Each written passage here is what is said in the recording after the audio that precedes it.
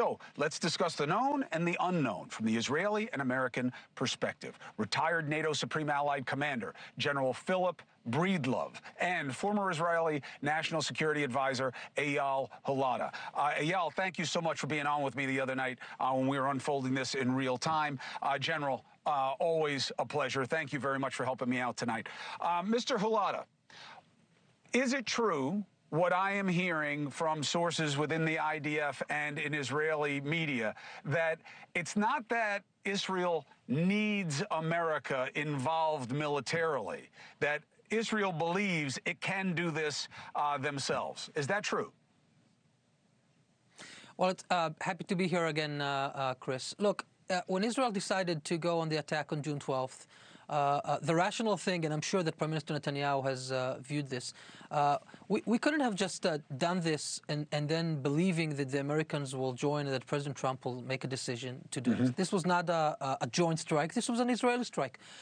It got the approval, I would assume, of President Trump, because if President Trump wouldn't want Israel to attack on June 12th, this wouldn't have happened.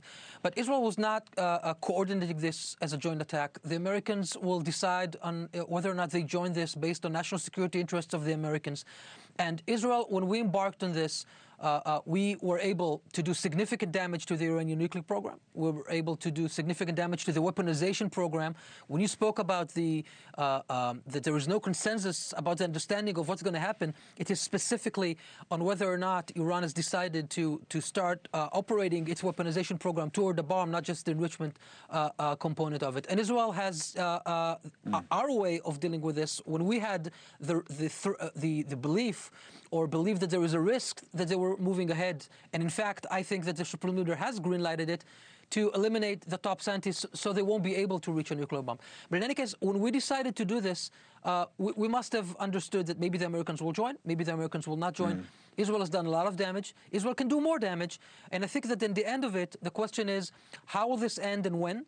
What will happen after the attack ends? And whether or not the Americans join or not is an American decision. I hope the decision is made soon from an Israeli perspective, because 2 weeks now is very, very long by way of the damage that Iran is doing to Israel. You mentioned the hospital.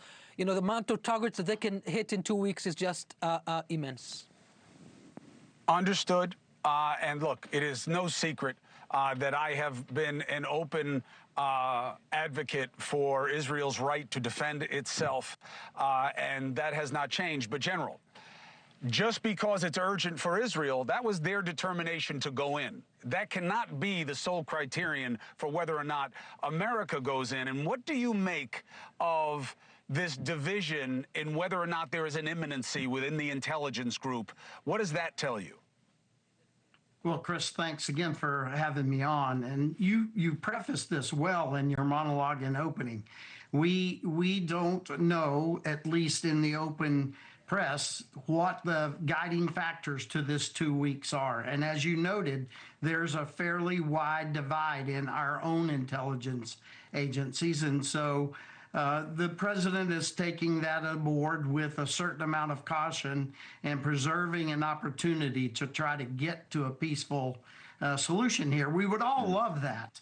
But what we also want to make sure that Iran understands is that Israel is going to continue to do damage not only to the program, but they're doing some excellent work at degrading other capabilities of the Iranian military, which should also be noted. But we in the United States could bring a very special set of tools to this problem, and that's what we're really here to talk about.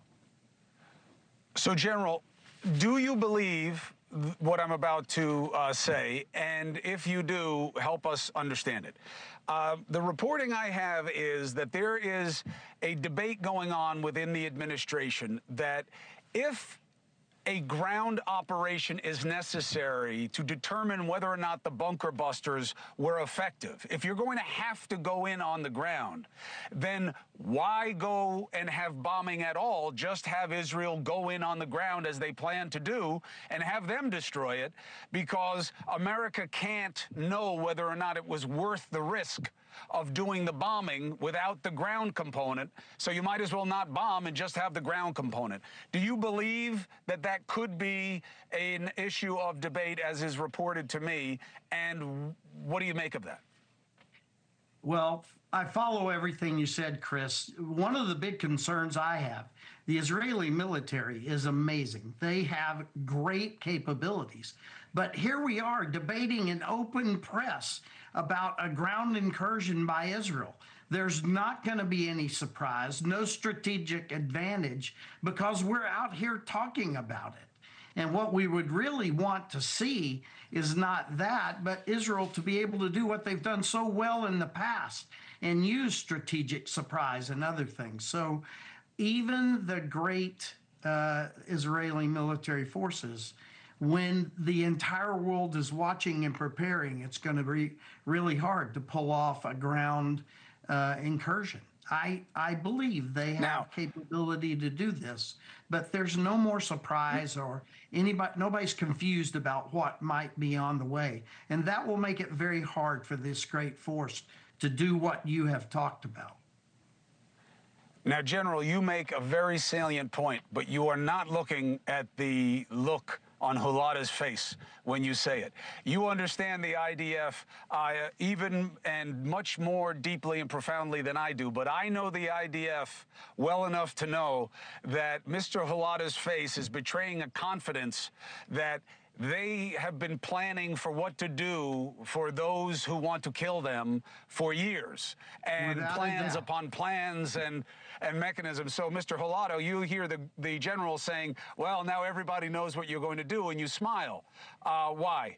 Well, first I smile because I couldn't have said it better myself, Chris, and thank you, General, for doing this.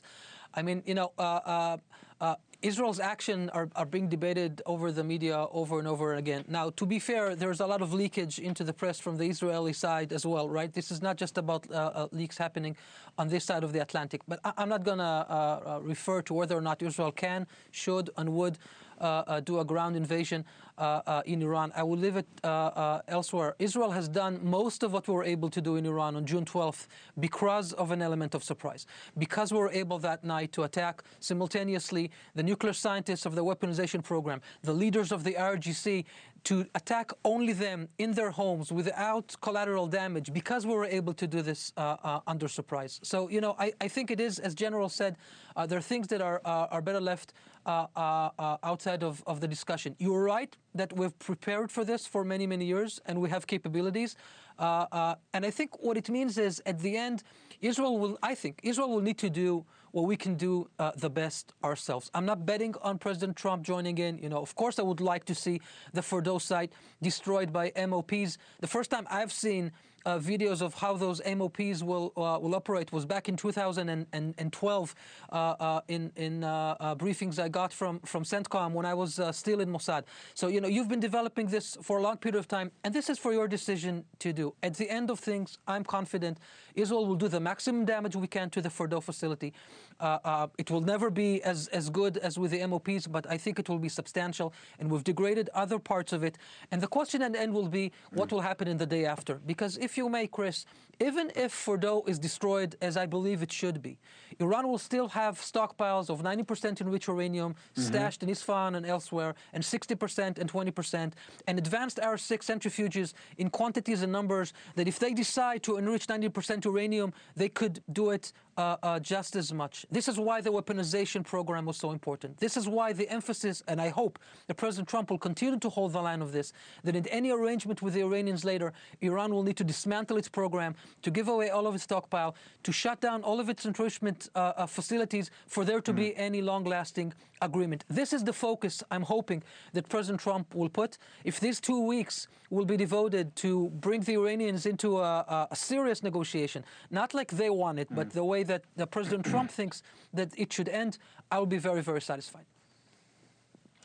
Well, General, not to make light of the situation, but asking Iran to keep its word about what it does with trying to get a nuclear weapon is like trying to ask me to promise not to eat cookies when all I do is buy cookies, and I hide cookies all over my house, and I have every intention of eating the cookies. That's the situation that we are in, but it's life and death, not just cookies and a big belly.